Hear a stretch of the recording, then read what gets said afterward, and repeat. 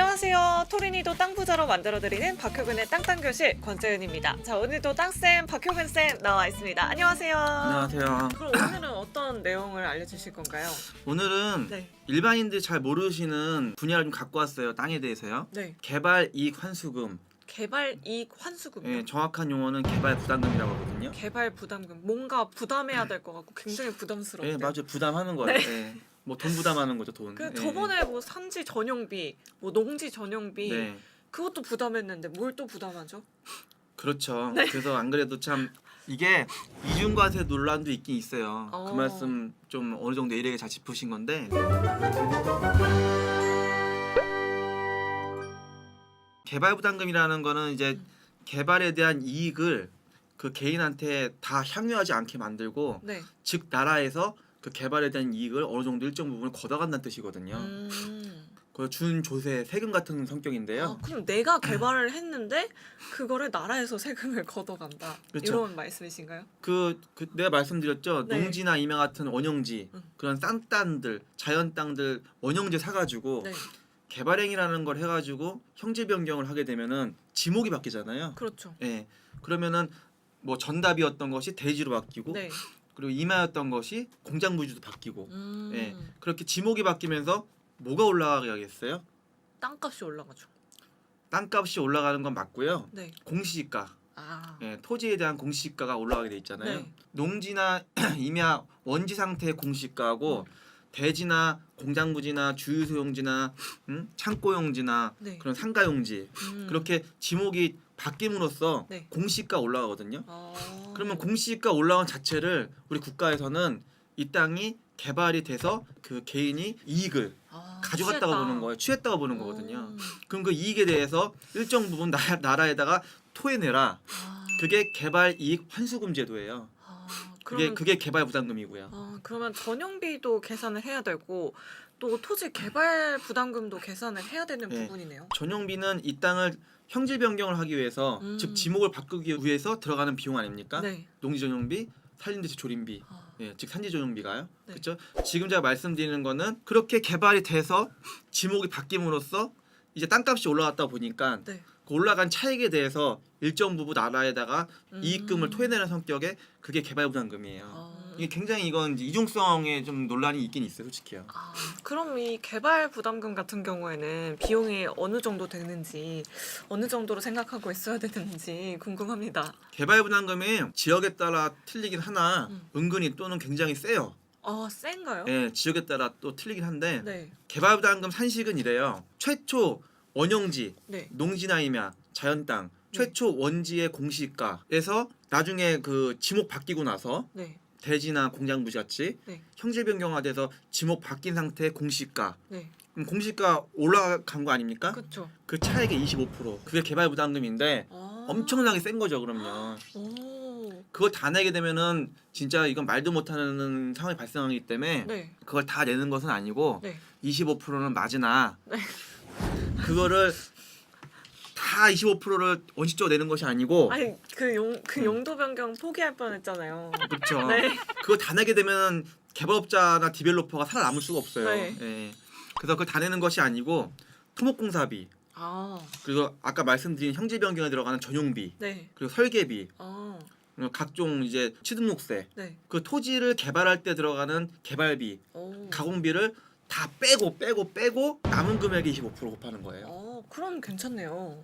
근데 괜찮지는 않아요. 그래요. 네, 그래도 좀 네? 나오긴 많이 나와요. 아, 네. 그런 여튼 뭐 사업을 한 행위들은 다 빼주는 거네요. 그렇죠. 이 땅을 개발하기 위해서 아. 개발 행위를 하기 위해서 들어간 인허가비라든가 공사비 등등등은 다 공제하고 25%를 뚜둑이 맞는 거예요.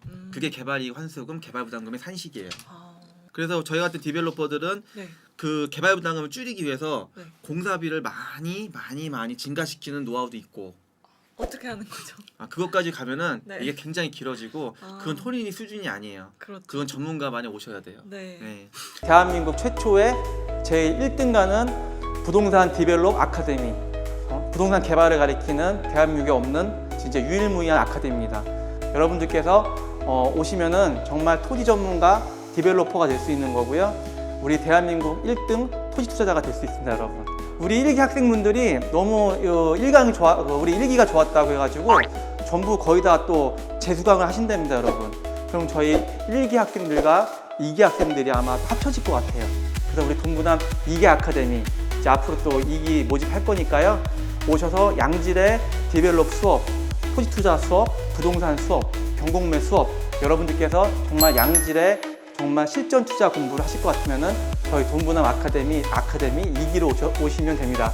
그러면은 여러분들께서 정말 실전적으로 돈을 벌 수 있는 기술을 많이 배우실 거예요, 여러분. 2기 학생분들 한번 녹화해 보세요. 여러분들께서도 많은 공부와 살아있는 실전 투자 공부 많이 되실 겁니다, 여러분. 그래서 오늘은 개발부담금의 정의라던가 개발부담금의 메커니즘만 오늘은 말씀을 드리고 네. 그 이상의 것을 원하시면 저한테 오셔야 돼요. 그럼 뭔가 이 공사비를 좀 많이 하는 게 좀 예. 세금을 덜 내는 방법이기도 하겠네요. 공사비라는 것이 네. 특히 토목공사비, 네. 토지를 공사하는 토목공사비가 탄력성이 굉장히 큽니다. 고무줄성이 커요. 네. 어떤 공사업자는 땅 평당 환산해서 10만 원짜리 공사비도 있고요. 그렇죠. 어떤 공사업자는 같은 땅인데 10만 원이 아니고 15만 원에 공사하는 경우도 있고요. 그래서 이 토목공사비는 탄력성이 굉장히 커요. 공사비를 좀 이렇게 해서 네. 세금을 줄이는 방법도 있긴 있어요. 근데 그거를 더 디테일하게 얘기하게 되면은 네. 그건 좀 위험해서 그거는 전문가 발에서 할 수 있는 얘기들이고요. 네. 그럼 일단- 땅쌤을 직접 찾아가시는 그렇죠. 걸로. 네. 토린이 분들은 땅을 개발하는데 땅을 형제 변경하고 지목 변경하는데 네. 개발이익 환수금, 개발부담금이라는 게 있구나라는 걸 오늘 아시라고 말씀드리는 거예요. 네, 알겠습니다. 근데 그러면 만약에 저 같은 경우에는 소규모의 토지만 사서 뭔가 이 주택 용지로 변경을 하는데도 개발 부담금을 내야 하나요? 개발부담금은 그런 면적의 기준 같은 게 있을까요? 있습니다. 예, 좋은 질문이시고요. 네. 개발이익 환수금은 일정 면적 이하는 네. 대상이 아닙니다. 그러면 저 같은 경우에는 굳이 생각은 하지 않아도 되겠네요. 생각하셔야죠. 네. 앞으로 크게 될 거니까. 예. 네. 예, 앞으로 재현 씨가 돈이 있으셔서 또 개발자가 개발자가 될 수 되려면은 있으니까. 이건 분명히 아셔야 돼요. 네. 도시 지역, 비도시 지역 예전에 한번 말씀드렸죠. 네. 혹시 또 기억 못 하시나요? 알죠. 비도시 지역, 도시 지역은 완전 기본적인 건데. 자, 도시 네. 지역은 뭐죠? 도시 지역. 네, 도시죠. 네. 비싼 땅. 네, 비싼 땅도 맞고요. 자, 도시 지역은 네. 그때만 말씀드렸죠.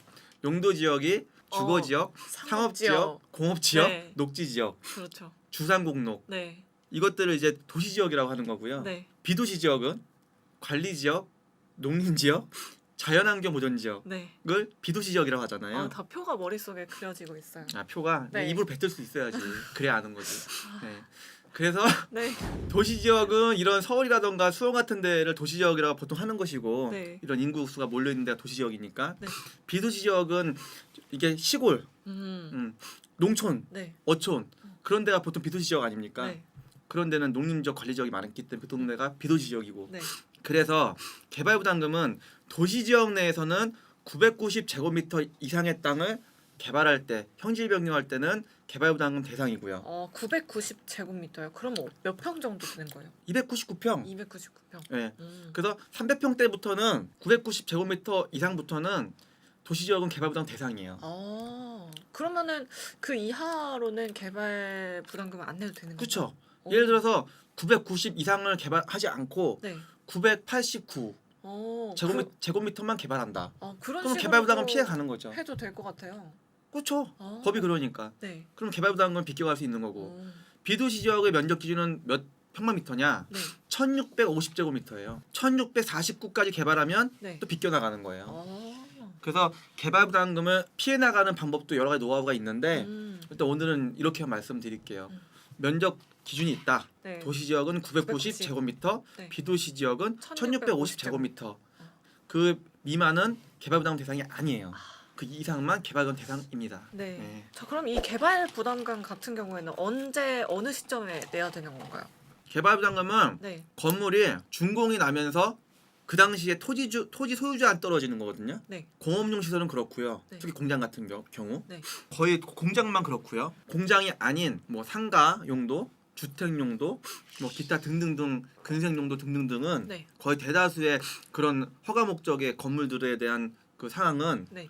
건축 준공 시가 아니고요. 땅에 대한 준공, 토목 준공 시. 준공 시. 네, 맞습니다. 어. 토목 준공 시 그 당시에 소유주한테 나오는 거예요. 아.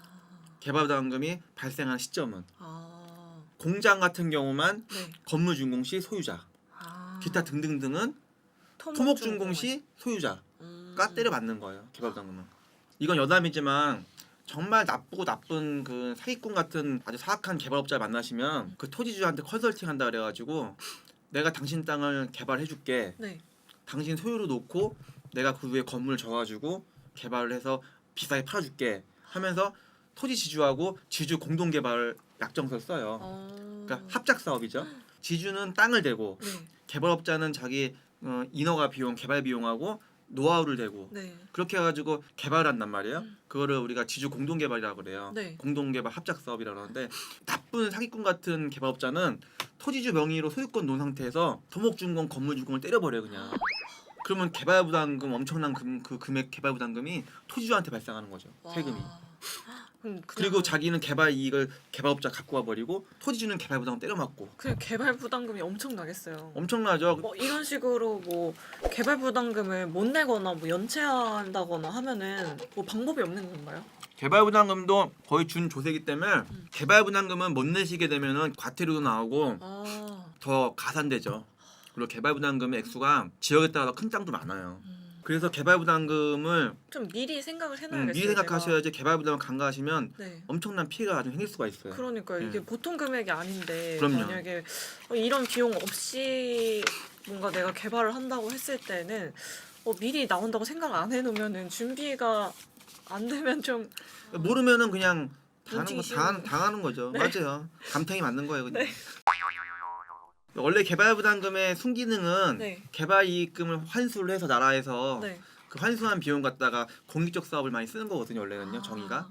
그래서 개발부담금, 개발이익 환수금을 환수를 해서 네. 그 이익금을 이제 우리 국가를 위해서 나라를 위해서 공익적 목적을 많이 쓰게끔 그 토지 특히 우리 토지 정책에 많이 쓰게끔 돼 있는 건데 네. 그 순기능은 이제 나라의 사정이고 개인적으로 봤을 때는 그렇게 부담이죠. 사기도 많이 네. 당해요. 예. 그리고 굉장한 부담이고요.